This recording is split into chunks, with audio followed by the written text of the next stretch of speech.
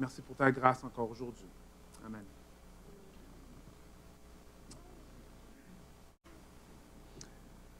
Alors, on est en train de passer à travers le livre de 1 Jean.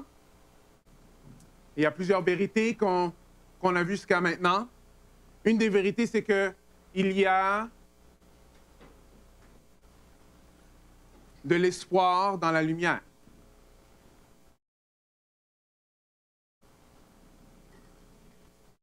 Que la vie, même si on peut voir des ténèbres à droite, à gauche, en haut, en bas, il y a un royaume de lumière qui existe.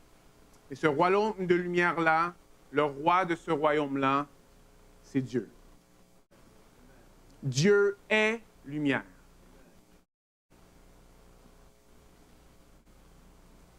Je sais qu'au fur et à mesure qu'on vit dans notre vie, souvent il y a des choses qui nous découragent. Et ces choses-là qui nous découragent deviennent comme des gros nuages noirs. Un peu comme dehors en ce moment. On ne voit pas la lumière des fois. Souvent, ça fait depuis longtemps qu'on n'a pas vu la lumière. Il y a une bonne nouvelle. La bonne nouvelle, c'est qu'il y a un royaume de lumière. Le roi de ce royaume-là, c'est Dieu. Tous ceux qui vivent dans la lumière ne vivent pas dans les ténèbres. Une autre chose avec la lumière qui est intéressante, une autre bonne nouvelle, ça ne prend pas beaucoup de lumière pour chasser les ténèbres. Une des images que je me rappelle depuis que je suis venu ici, on était en bas avec les jeunes, et en bas dans la dernière salle, là, si on ferme les lumières, c'est noir, non, il n'y a pas de lumière, il n'y a rien. Et il y a un des jeunes qui a ouvert son téléphone. Ça prenait juste une petite lumière du téléphone pour éclairer toute la place. Ça ne prend pas beaucoup de lumière pour chasser les ténèbres. J'ai une nouvelle pour vous. Dieu est beaucoup et il est lumière. Il chasse les ténèbres. Amen. Jean est en train de nous rappeler que si vous connaissez Jésus, vous connaissez Dieu. Si vous connaissez Dieu, vous connaissez Jésus. Tous ceux qui ont mis leur confiance en celui qui est mort pour vos péchés, vous êtes assurés de la vie éternelle. Pourquoi? Parce qu'il vous la promet. C'est une promesse qu'il donne, comme on va voir aujourd'hui. Dans le verset 25, il dit « Et voici la promesse qu'il nous a faite, la vie éternelle. » Connaître Christ, on peut avoir de l'assurance à cause que c'est lui qui fait en sorte qu'on peut être sécure dans ses promesses à lui. Parce qu'il, lui, est mort à ma place. Parce qu'il est mort à ta place. Tu peux venir à lui. Tous ceux qui ont mis leur confiance en lui peuvent être sûrs qu'ils ont la vie éternelle parce qu'il l'a promis. Maintenant, une dernière chose qu'on va aussi voir, qu'on a déjà vu, c'est que dans le verset 2.2, ça veut dire « Il est une victime expiatoire pour nos péchés, non seulement pour les nôtres, mais aussi pour ceux du monde entier. » Alors, tout le monde entier est sauvé, c'est ça que ça veut dire ici, hein? Non. Mais pensez-y, comment qu'on pourrait partager l'Évangile si le sacrifice de Christ n'était pas bon pour tout le monde sur la planète? C'est assez bon pour tout le monde, mais ce n'est pas tous qui vont venir et s'humilier et aller vers Christ. Vous avez une bonne nouvelle. La bonne nouvelle, c'est que, hey, Jésus-Christ est mort pour tes péchés. Seulement ceux qui se tournent vers lui vont être pardonnés de leurs péchés.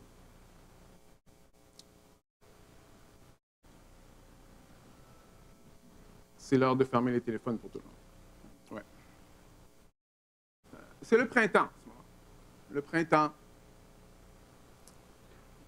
Et hier, Joanne est en train de faire... Elle fait planter des tomates. Il y a plein de plants de tomates chez nous. C'est très intéressant. Mais j'ai regardé la cour et je dis, hey, wow, comme le gazon est vraiment, vraiment vert. Parce qu'un des fils a coupé le gazon, c'était très, très bien. Et après, Joanne a dit, ah oui, mais il y a beaucoup de mauvaises herbes. Mais moi, je ne les voyais pas, les mauvaises herbes. Oui, il faut les enlever. Pourquoi il faut les enlever? Parce que les mauvaises herbes, ce qu'ils font, c'est qu'ils étouffent la bonne herbe. C'est pour ça qu'on les appelle des mauvaises herbes. Et s'il y a beaucoup de mauvaises herbes, ça tue le bon gazon. Une des choses qui est intéressante, c'est que souvent, on ne va pas voir les mauvaises herbes jusqu'à ce qu'ils sont trop grosses. Alors, une des choses qui est importante à comprendre aujourd'hui, c'est qu'il faut faire attention à notre jardin. Il faut faire attention à ce qui est là et ce qui pousse.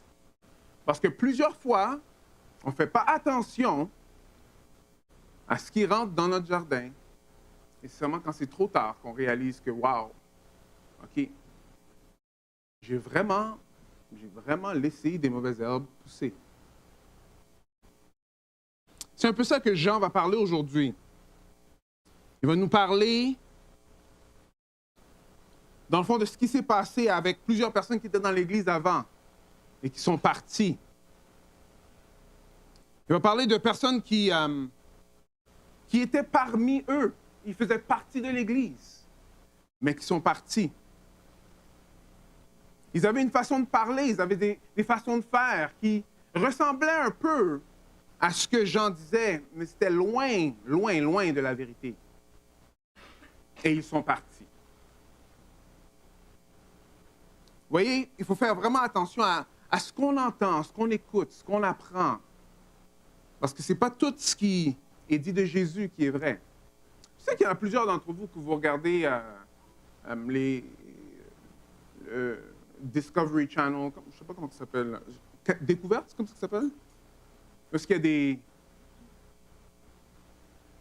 des reportages ou des documentaires sur la Bible ou Jésus et tout, là. Et vous pensez parce que ça dit la Bible, c'est bon. Attachez votre sucre. Vous savez qu'il y a beaucoup de personnes qui ont écrit sur la Bible, mais ce n'est pas beaucoup de personnes qui croient dans la Bible. Vous avez entendu ce que je viens de dire?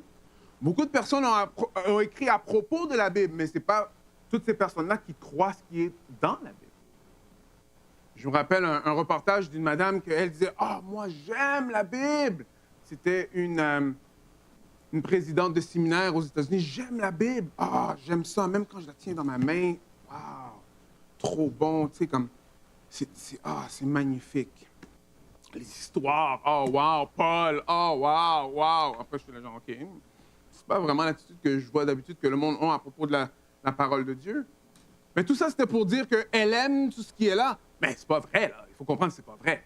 Mais c'est tellement des belles histoires. Vous avez déjà entendu ça? Alors, ces personnes-là, eux, ils écrivent des livres. Ils écrivent des commentaires, ils font des films et ils font des documentaires. Alors, quand on regarde ça, on pense qu'on est en train d'écouter quelque chose qui a de l'allure, mais non. Il faut faire attention. Je vais lire 1 Jean 2. C'est qui a lu 1 Jean cette semaine? Ça commence, c'est bon. Beaucoup plus demain, c'est bon. Si vous faites partie du groupe V le jeudi, nous, on a passé à travers. On va probablement passer à travers. Ça a pris combien de temps, quoi? 15 minutes peut-être? 10-15 minutes, on a passé à travers. Je vous encourage d'aller dans le groupe V. Je vous encourage aussi d'ouvrir la parole de Dieu et prendre 15 minutes, pour ceux qui sont un peu plus lents, 20 minutes, pour lire à travers 1 Jean. Lire la parole de Dieu. C'est important. C'est la parole de Dieu, 1 Jean 2, 18 à 27. Jeunes enfants, c'est l'heure dernière. Comme vous avez entendu qu'un antichrist venait, voici qu'il y a maintenant plusieurs antichrists. Par là, nous reconnaissons que c'est la dernière heure. Ils sont sortis de chez nous, mais ils n'étaient pas des nôtres, car s'ils étaient des nôtres, ils seraient demeurés avec nous. Mais de sorte, ils manifestent que tous, ne sont pas des nôtres. Verset 20. Vous-même, vous avez une onction de la part de celui qui est saint. Et tous, vous avez la connaissance. Je vous écris non parce que vous ne savez pas la vérité, mais parce que vous la savez. Parce qu'aucun mensonge ne vient de la vérité. Qui est le menteur, sinon celui qui nie que Jésus est le Christ? Celui-là est l'Antichrist, qui nie le Père et le Fils. Quiconque nie le Fils n'a pas non plus le Père. Celui qui confesse le Fils a le Père. Pour vous, ce que vous avez entendu dès le commencement doit demeurer en vous. Si ce que vous avez entendu dès le commencement demeure en vous, vous demeurez, vous aussi, dans le Fils et dans le Père. Et voici la promesse qu'il nous a faite, la vie éternelle. Je vous écris ceci au sujet de ceux qui vous séduisent. Pour vous, l'onction que vous avez reçue de lui demeure en vous, et vous n'avez pas besoin qu'on vous enseigne. Mais comme son onction vous enseigne toute chose, quelle est la véritable et quelle n'est pas un mensonge, demeurez en lui comme elle vous l'a enseigné. Jean commence à nous expliquer très clairement, jeunes enfants, c'est la dernière heure. Alors, on est dans la dernière heure. Comment on sait on est dans la dernière heure? Parce que, ici, comme il dit, vous avez entendu dans l'Antéchrist, mais il y en a plusieurs qui sont parmi nous. Et à cause de ça, on sait qu'on est dans la dernière heure. Alors ça fait depuis plus que 2000 ans qu'il a écrit ça, et c'était la dernière heure, et on est toujours dans la dernière heure. Celui qui a inauguré la dernière heure, c'est quand Jésus-Christ est mort et ressuscité. Depuis lors, on est dans la dernière heure. Et dans le temps de Jean, il y avait plusieurs antichrists, plusieurs personnes qui étaient en train de dire des choses qui étaient contre ce que Christ enseignait. Alors, on n'est pas à 100% sûr exactement c'était quoi qui était en train d'être dit, mais quand même, on peut voir que probablement, c'était des choses qui avaient à faire avec qui Christ était. On va le voir plus loin qu'il va dire ceci. Reconnaissez à ceci l'Esprit de Dieu. Tout esprit qui confesse Jésus-Christ venu en chair est de Dieu. Et tout esprit qui ne confesse pas Jésus n'est pas de Dieu. Alors, il y a plusieurs qui avaient de la misère à croire que Jésus était venu en chair.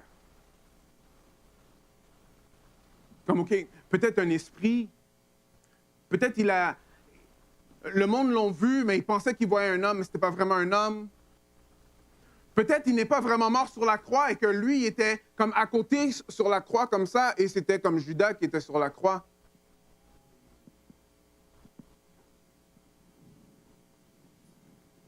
Ouais, ça, c'est tous des écrits qui ont déjà existé et qui ont déjà été refutés et qui ont été appelés des écrits hérétiques.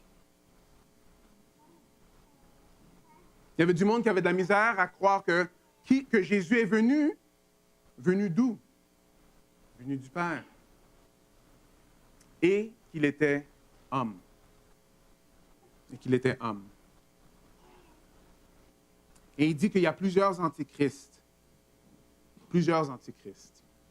Alors, comment on sait que c'est la dernière heure? Regardez, Hébreux 1, 2 va dire ceci.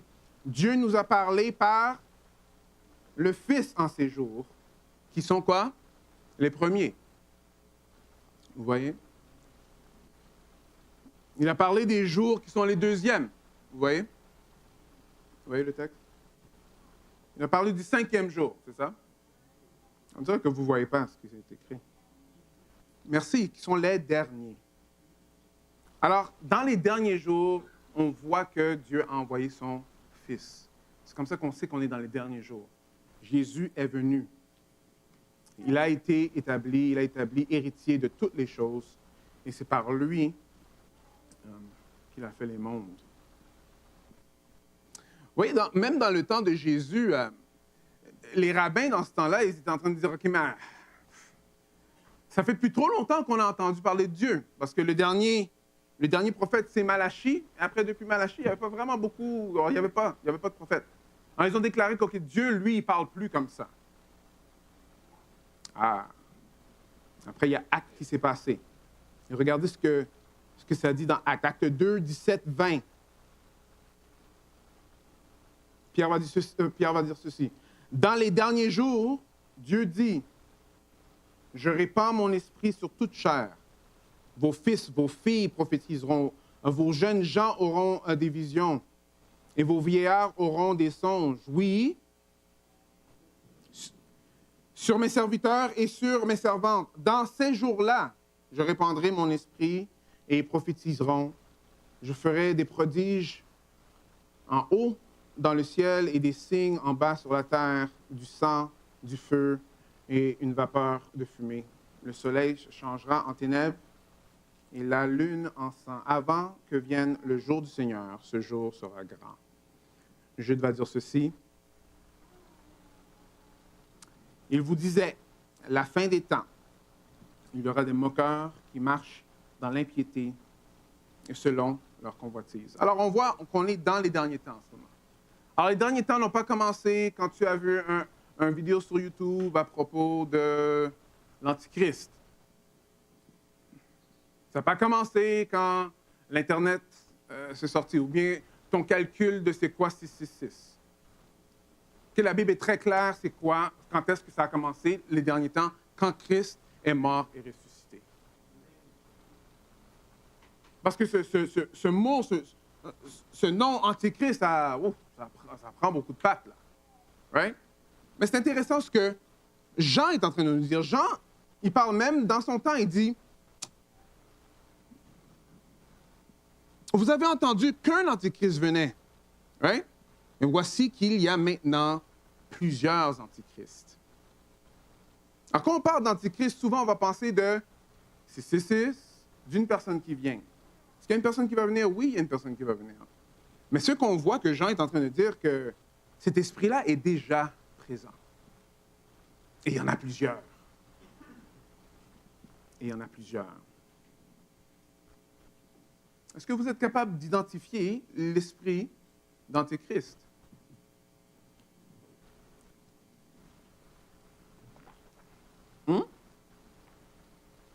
Est-ce que c'est simplement quelqu'un qui a l'air un peu comme un diable qui va passer, ou un homme qui a beaucoup d'argent avec des cheveux blancs, qui passe comme quelqu'un qui va faire du bien, mais finalement il ne va pas faire du bien? Est-ce que vous pensez ça? Ou il va sortir de l'Europe? En tant qu'on ne voit pas comme du monde qui sont comme ça, alors ce n'est pas des antichrists? C'est quoi plein d'antichrists? Parce que s'il y en avait plein dans le temps de Jean, je peux vous garantir qu'en ce moment, il y en a partout. C'est pas très difficile. Antichrist. Tout ce qui est antichrist. Alors, vous rappelez notre jardin? Est-ce qu'on a beaucoup de mauvaises herbes dans notre jardin? Est-ce qu'on fait attention à ce qui est vrai de ce qui est faux? Bon, on connaît, les idéologies athéistes ou antireligieuses qui existent dans notre société. Ouais? Ça, c'est définitivement des antichrists. Par contre, je sais que plusieurs d'entre nous ont une grande confiance quand ça a à faire avec juste laisser nos enfants juste aller à l'école et apprendre ce qu'ils veulent à l'école. Je veux que vous sachiez qu'à l'école, il y a un autre agenda qui n'est pas l'agenda biblique. Est-ce que c'est juste des mauvaises choses qu'ils vont apprendre à l'école? La réponse est non. Mais comment que tu vas faire passer un médicament qui ne goûte pas bon? Tu vas mettre des bonnes choses dessus, right? Ça ne va jamais être juste pas bon. Il y aura du bon, il y aura du pas bon. Mais faisons attention de penser que vraiment que l'idée qu'il y aura du monde qui vont passer plus que 5-6 heures de temps à parler à nos enfants d'une certaine façon, Et que nous, après on est très fatigué, on rentre à la maison, on a quelques heures, qu'avec le temps, quelle philosophie qui va rester le plus? On a besoin de faire attention à ça. Parce que les antichrists sont partout. Ils sont partout. Ils sont partout. Il faut, ça c'est pour les parents et les enfants aussi, c'est votre responsabilité d'élever vos enfants.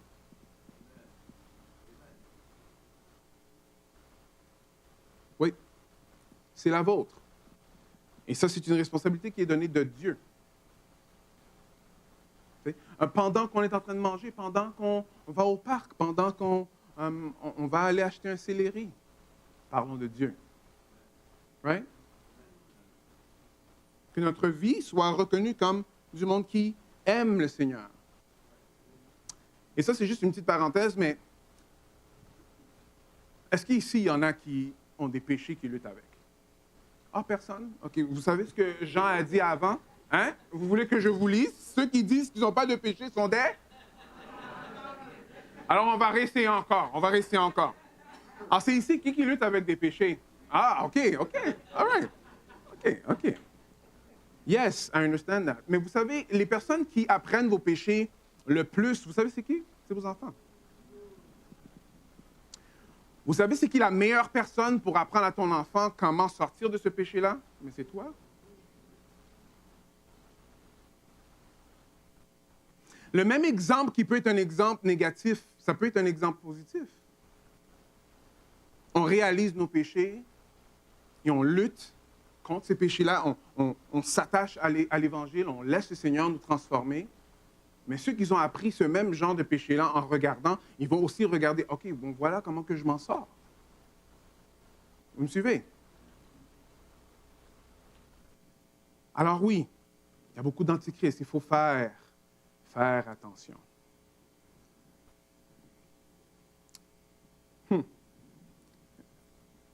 Est-ce que vous connaissez un monsieur qui s'appelle Friedrich Nietzsche? Oui? Hein? C'est un philosophe, hein? Oui. C'est de la poubelle. OK. Son livre s'appelle Antichrist. L'Antichrist. Et lui, il ne se cache pas. Il ne se cache pas pour dire carrément que les chrétiens sont, je vais vous dire exactement, les mots, tout ce qui augmente les sentiments de puissance, ça c'est bon, mais lui, tout ce qui découle de la faiblesse, tout ce qui est faible n'est pas bon. Et le pire faible, c'est le chrétien. Le pire faible, c'est le chrétien. Alors, Nietzsche, qui est enseigné dans beaucoup des cégeps, si tu es au cégep, tu as déjà entendu parler de lui? Son idée de c'est quoi le christianisme, c'est la pire chose.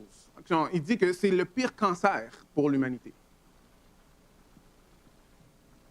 Parce que ça fait la promotion d'être faible. Il dit l'homme, pour être accompli, doit être un homme fort. Intéressant, hein? C'est quelques petites choses qui ont été. La puissance de l'Antichrist réside dans la tromperie. C'est ça qu'un monsieur qui s'appelle Sam Storms, concernant l'identité de Christ et la nature du salut. Il a un rejet global de la chrétienté. Il va dire ceci à propos de Jésus.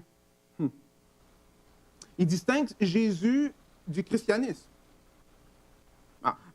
qui s'est développé après lui. Alors, il va dire que Jésus était là, mais qu'est-ce qui est venu après ses pères de Jésus, le présentant non comme le Fils de Dieu divin. Mais non, ça, c'est ce que ses disciples ont inventé d'après lui. Right? Mais ce que lui, il est, c'est un saint anarchiste dont le message a été corrompu par ses disciples.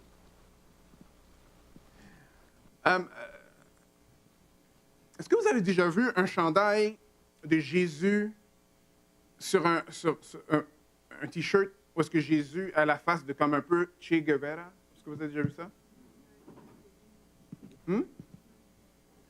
Pourquoi? Parce que plusieurs ont déjà rentré dans ce genre de bateau-là. Que Jésus est là pour faire une révolution. C'est pas le Fils de Dieu, oui, on comprend, mais comme, il faut que ça fasse une révolution. Ou bien c'est lui qu'il faut qu'on suive parce qu'il a des bonnes choses à dire. Vous voyez, ce qui est intéressant, c'est que Jean, lui, même s'il ne parlait pas à Nietzsche, parce que Nietzsche est venu plus tard, mais il répond directement à ça. Comment qu'on sait c'est qui l'Antichrist? Il va dire ceci. Celui qui nie que Jésus-Christ est le Fils de Dieu est un Antichrist. Celui qui nie que Dieu a envoyé Christ et que Christ a vécu ici en chair et en os est un Antichrist. Antichrist.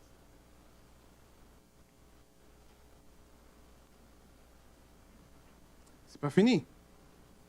On est juste au verset 9. 19, je m'excuse.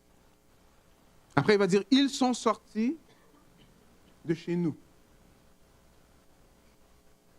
Ah, c'est intéressant ça. Mais ils n'étaient pas des nôtres, car s'ils avaient été des nôtres, ils seraient demeurés avec nous. Mais de la sorte, il est manifeste que tous ne sont pas des nôtres. Les antichrists, dans le temps de Jean, c'est du monde qui était dans l'Église. Personnes qui étaient dans l'Église, qui sont sortis de l'Église, qui ont continué à propager leurs mensonges. Juste un fait assez intéressant. Les parents de Nietzsche, le père de Nietzsche, c'est un pasteur luthérien. Et sa mère, elle, c'est une femme qui a été élevée dans une famille luthérienne.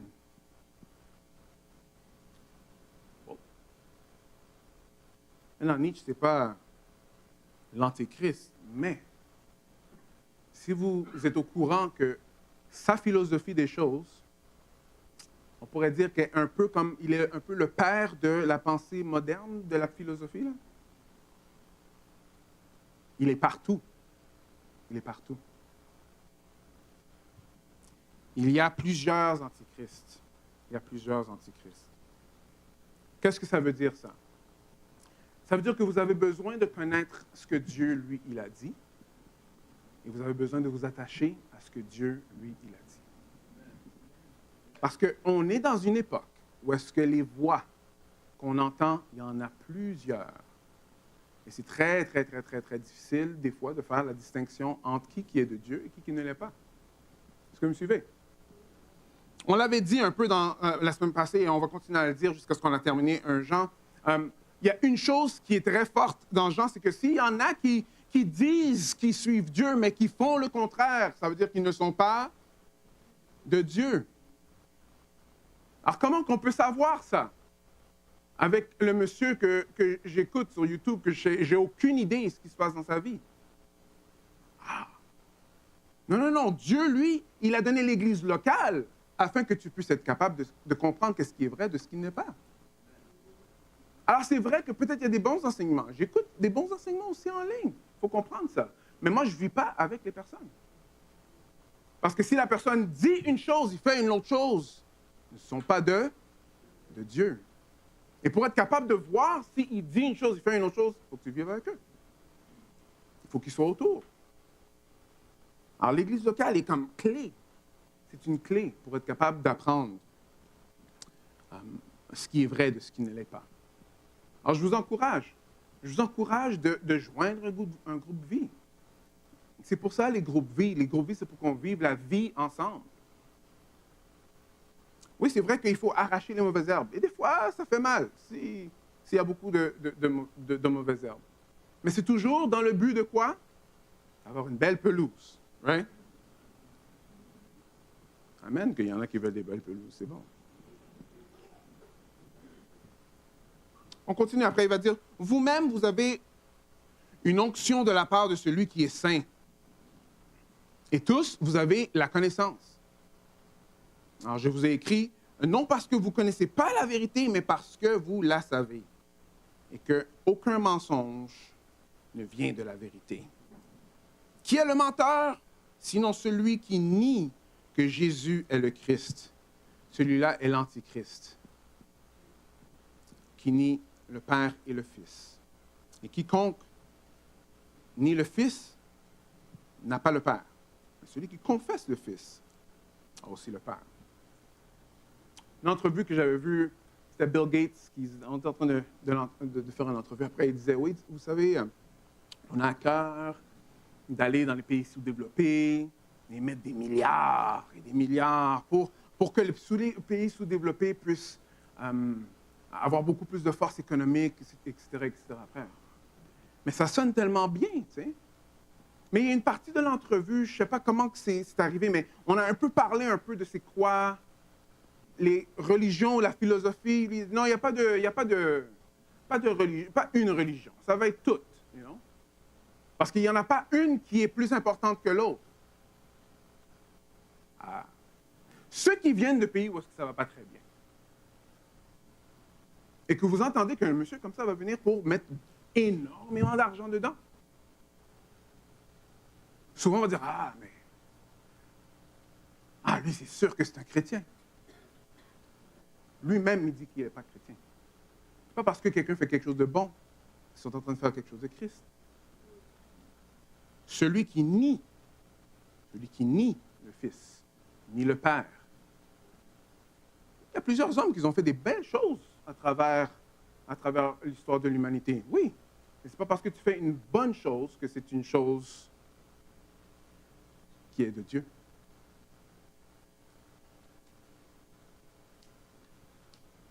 Oui. Je ne vous ai pas montré, je m'excuse. Mais pourquoi Jean est en train de parler de ça? Il est en train de parler de ça pour nous dire quoi? Que vous avez la connaissance, vous savez. Et qu'est-ce que vous savez? Vous savez la vérité. La vérité, c'est qui vous aide à connaître la vérité? On va voir que c'est l'Esprit Saint. C'est ça l'onction qu'on a reçue. Regardez un peu comment que Paul va le dire dans 2 Corinthiens. Non, c'est 2 Corinthiens, il va dire ceci. Non.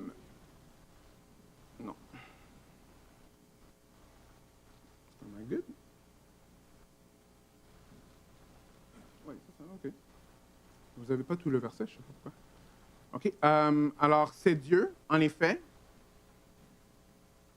qui nous a fermés. OK. J'ai une autre version. Alors, c'est Dieu, en effet, qui nous a fermement unis avec vous à Christ et qui nous a consacrés à lui par son onction. Après, il va dire ceci. Et c'est encore Dieu qui nous a marqués de son sceau comme sa propriété et qui a mis dans nos cœurs son esprit qui est un acompte des biens à venir. Jean est en train de dire, vous savez, Dieu vous a déjà donné son sceau et vous a déjà donné l'onction. Vous savez ce qui est vrai. Pourquoi? Parce que l'Esprit de Dieu est en vous. C'est intéressant de voir ici. C'est grâce à l'Esprit de Dieu. C'est grâce à l'Esprit de Dieu qu'on peut savoir ce qui est vrai et c'est grâce à l'Esprit de Dieu qu'on peut même s'attendre à la vie qui vient après. Parce que l'Esprit de Dieu nous fait goûter et voir comment que Dieu est bon. Mais c'est juste un petit goût. Alors moi, je me rappelle quand ma mère faisait du bouillon. Est-ce que vous savez c'est quoi le bouillon? Comme un genre de bouillon. Alors, elle met plein de choses dans le bouillon. Mais ce que moi, j'aimais, c'est la viande. Parce que quand nous, l'idée de steak, là, ça, j'ai juste découvert ça quand je me suis marié. C'était pas comme ça chez nous. C'est des morceaux de viande, c'est tout. Alors, moi, j'aimerais aller prendre les morceaux de viande, pour avoir un petit goût, pour voir ce que le bouillon allait goûter. Est-ce que vous me suivez? Ouais. Bon, OK, je n'étais pas toujours sage, parce qu'après un morceau de viande, oh, c'est quand même bon. Alors, je vais prendre un deuxième, right? Et un troisième. Après, ma mère dit non. OK. Mais l'idée derrière, c'est ceci, c'est que c'est un petit goût de ce qui va venir. Et l'Esprit de Dieu, c'est un petit goût de ce qui va venir. Et c'est l'Esprit qui nous donne l'onction. C'est ça l'onction. C'est pas c'est pas ça là. L'onction, c'est un goût de savoir que quoi? Que Dieu est vrai, qu'un jour on va le voir face à face. C'est cette onction-là que nous, on a reçue. C'est pour ça que, mais on peut savoir ce qui est vrai. Parce que vous voyez, le mensonge et la vérité, ça ne va pas ensemble. Mais c'est quoi la vérité? Hein? On va faire nos philosophes. qu'est-ce la vérité? Vous savez c'est qui a dit ça dans la Bible? Ponce Pilate. You want to be him? C'est ça que lui, il a dit, quand Jésus-Christ a dit que tous ceux qui sont du côté de la vérité se tiennent avec moi. Ah, mais qu'est-ce que la vérité? Le livre de Nietzsche, c'est un peu troublant, je vais vous dire. C'est un livre un peu... mais il a commencé, je ne sais pas s'il a commencé, mais il a fait vraiment beaucoup cette promotion-là. Il n'y a rien de vraiment vrai. Vous voyez comme, ce qui est vrai pour toi, c'est vrai pour toi, mais ce qui est vrai pour moi, c'est vrai pour moi. Hein? Ah oui, ça fait des années que ça a été écrit, là. Non, il n'y a pas vraiment de, il n'y a pas de vraie vérité objective. Ça n'existe pas, ces choses-là. Tout le monde a sa propre vérité. Alors, si moi, ma vérité, c'est que moi, je veux te manger, et que toi, ta vérité, c'est que tu ne veux pas que je te mange, alors c'est qui gagne? Est-ce que vous voyez? Oui, c'est absurde, mais il faut donner des exemples absurdes aussi pour des choses absurdes. Non, ici, Jean est très, très clair. Il est en train de dire que l'Esprit de Dieu, lui, c'est lui qui va nous faire voir la vérité et il n'y a pas de mensonge qui sort de lui. Il y en a plusieurs qui lisent la Bible. Il y en a plusieurs qui ont même une connaissance assez approfondie de la Bible. Mais ça ne veut pas dire que parce qu'ils connaissent des choses de la Bible, qu'ils puissent vraiment saisir la vérité dans la Bible. Je parlais à un prêtre, pas très longtemps, mais je lui ai parlé quand même. Il faisait des funérailles. J'ai dit, mais est-ce que tu crois dans ce que tu es en train de dire? Il dit, mais croire, c'est quoi croire? J'ai dit, OK, wow. En tout cas, c'est pas comme le même prêtre que lui, il avait comme une petite radio, là, et que lui, il parlait pas, il faisait play. Mais ça, c'est une autre affaire, c'est une autre histoire, si vous voulez. Je pourrais vous l'expliquer. Mais comme quand on arrive à croire, c'est quoi croire? Vous savez, ça va dans quoi, ça?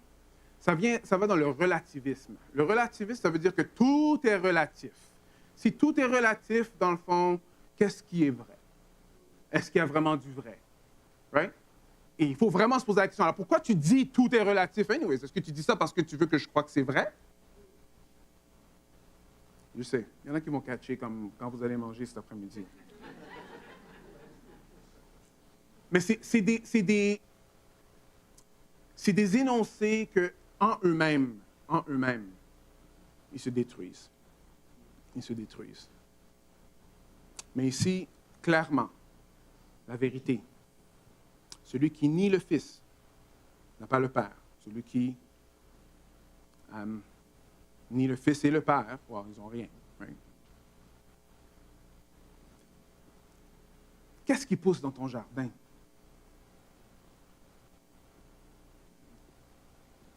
Qu'est-ce qui te nourrit? C'est quoi qui est vrai pour toi? Si je te demande si tu es athée, la majorité va dire non, je ne suis pas athée. Même les athées ont arrêté de dire qu'ils sont athées. Maintenant, les athées sont tous agnostiques. Pourquoi? Parce qu'ils n'ont pas d'argument. Alors, ils sont agnostiques. Un agnostique, dans le fond, à moins que c'est quelqu'un qui cherche vraiment Dieu, ça veut dire qu'il ne va pas rester agnostique longtemps. Mais tous ceux qui restent agnostiques pour leur vie, c'est... Dans le fond, c'est des athées, mais qui se cachent.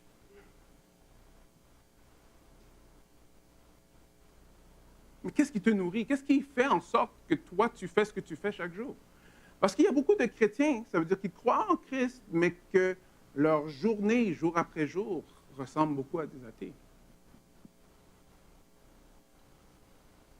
Vous vous rappelez? Jean dit, celui qui dit et qui fait quelque chose de contraire, c'est un menteur. Oui, c'est un livre qui frappe, c'est vrai, le livre il frappe. Mais il frappe dans la bonne place.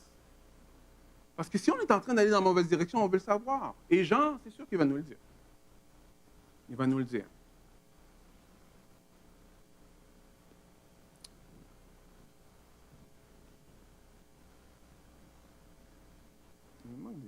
OK. Voilà, continuons. Pour vous, écoutez bien, vous avez entendu dès le commencement. Alors, ce que vous avez entendu dès le commencement doit demeurer en vous. Ça doit demeurer en vous. Si ce que vous avez entendu dès le commencement demeure en vous, vous demeurez, vous aussi, dans le Fils et dans le Père. Et voici la promesse qu'il nous a faite, la vie éternelle. Je vous ai écrit au sujet de ceux qui vous séduisent. Alors, il y avait un matelot, plus âgé, mais ça faisait plusieurs fois qu'il passait à travers des gros lacs. Alors, plusieurs tempêtes. Il y avait plein de jeunes matelots qui étaient dans le genre, nous, on a la force. Nous, là, on est capable de le faire. Tu peux aller dormir, on est correct. La tempête a frappé. Et là, la tempête, les hauts, les bas.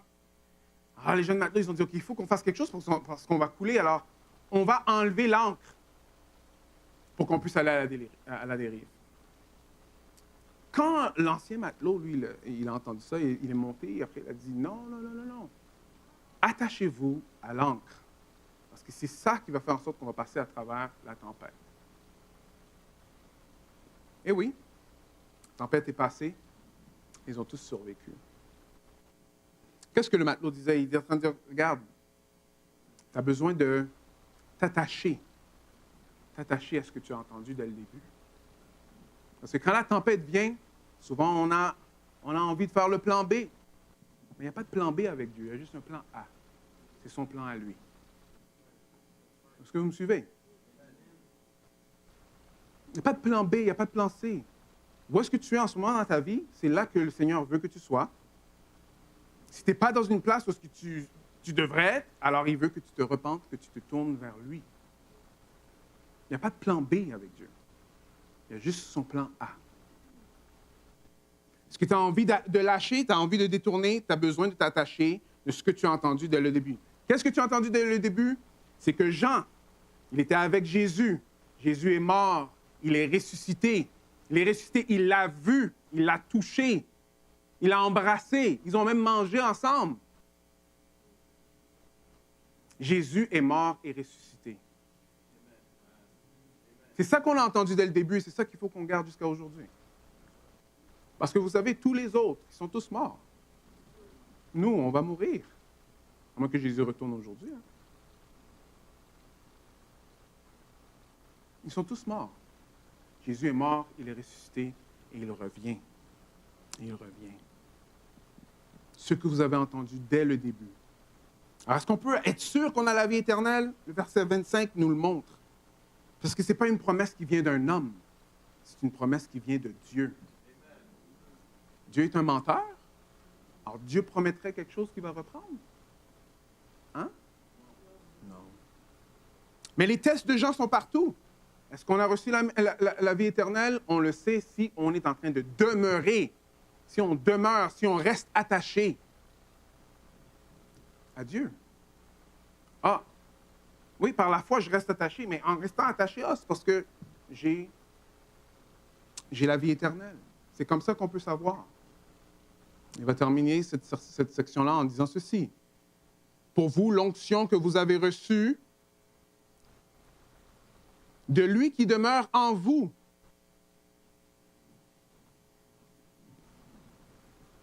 Le chrétien ne réclame pas simplement être en train de suivre une religion. Non, parce que la Bible dit que ceux qui ont mis leur confiance en Christ, ceux qui sont des enfants de Dieu, sont des enfants de lumière. Ils ont l'Esprit de Dieu qui habite en dedans d'eux. Une personne va dire, ouais, mais pourquoi il y a tellement de choses qui se passent dans les églises qui ne sont pas bonnes? Vous dites, ouais, OK, mais vous voyez, juste avant, qu'est-ce que Jean a dit? Il a dit qu'il y en avait plusieurs qui étaient parmi nous, mais qui ne sont pas restés parmi nous. Ils sont partis. C'est des anti-Christ. Comment qu'on va faire pour suivre Christ si ça va être juste par notre propre effort? Good luck. Je sais où est-ce que mon effort m'emmène. Vous savez où est-ce que votre effort vous emmène. Si vous êtes en train de suivre Christ, ça veut dire que vous suivez son esprit. Parce que c'est son esprit qui nous donne le vouloir et le faire. Est-ce que vous voyez? On a besoin de s'attacher à lui. Pas de toujours tomber dans notre chair. Mais on l'a vu, celui qui est un chrétien est un chien. Ça, si vous n'étiez pas là, vous ne comprenez pas. Pas un cochon. L'image, c'était comme le cochon va rester dans la boue parce qu'il aime ça dans la boue. Mais un chien, lui, il va se lever et il va se secouer parce qu'il ne peut pas rester dans la boue. Est-ce que vous me suivez? Non, pour ceux qui ont dit, ah, le pasteur m'a appelé un chien. Bon, Jésus a appelé une madame un chien aussi. Je veux juste que vous sachiez. Mais ce n'est pas ça que j'ai fait. Je suis en train de vous dire que ça a à faire avec l'image, l'illustration. C'est correct. Vous pouvez venir me voir après. Et vous n'avez pas besoin qu'on vous enseigne. Mais pourquoi il dit ça s'il est en train de les enseigner? Mais comme son onction vous enseigne, parce qu'on sait que c'est l'Esprit qui nous enseigne. Toute chose, qu'elle est véritable et qu'elle n'est pas un mensonge. Alors il va terminer par dire, demeurez en lui comme elle vous l'a enseigné. Comme elle vous l'a enseigné. Alors Jean, il parle et il manque pas la cible, right? Il nous dit très clairement qu'on a besoin de demeurer en Christ. Il nous dit que beaucoup d'antichrists, ils sont partout. Il faut faire attention. Et il y en a plusieurs qui sortent de l'Église. Dans ton jardin, qu'est-ce qui pousse? Right? Est-ce qu'il y a des philosophies qui vont à l'encontre de ce que la Bible est en train de dire? Est-ce que tu as de la misère à accepter ce que le Seigneur nous a révélé comme vrai? Pose-toi la question, OK, mais ça, c'est contre quoi? Alors, si j'ai de la misère avec ça, alors qu'est-ce que moi je crois? Et ça vient d'où? Quand on commence à faire ce genre d'exercice-là, souvent, on va commencer à voir, oui, c'est vrai, je crois quelque chose, mais finalement, c'est un mensonge. C'est un mensonge. L'Esprit de Dieu qui est en nous nous aide à comprendre la vérité, ce qui est vrai. Rappelez-vous, ce qui vient du Seigneur, il n'y a pas de mensonge dans ça. Demeurez, restez attachés à Dieu. Amen. Moi, je vais terminer par un mot de prière parce que on a besoin, par la grâce de l'Esprit Saint, de comprendre à quel point qu'on a besoin de vivre par l'Esprit Saint. Pas par notre chair, c'est par l'Esprit. On a besoin d'être conduit par l'Esprit. C'est l'Esprit qui doit nous diriger. C'est Dieu qui doit être en train de nous diriger, pas nous-mêmes. Parce que chaque fois que nous, on fait nos propres choses, qu'est-ce qui arrive? Well, on tombe. Oui. Mais le juste, il se relève en se repentant. Alors, je vais prier pour chacun d'entre nous. Moi, le premier, l'Église et les chrétiens, qu'on puisse ne pas suivre les antichrists, mais suivre Christ lui-même. Prions.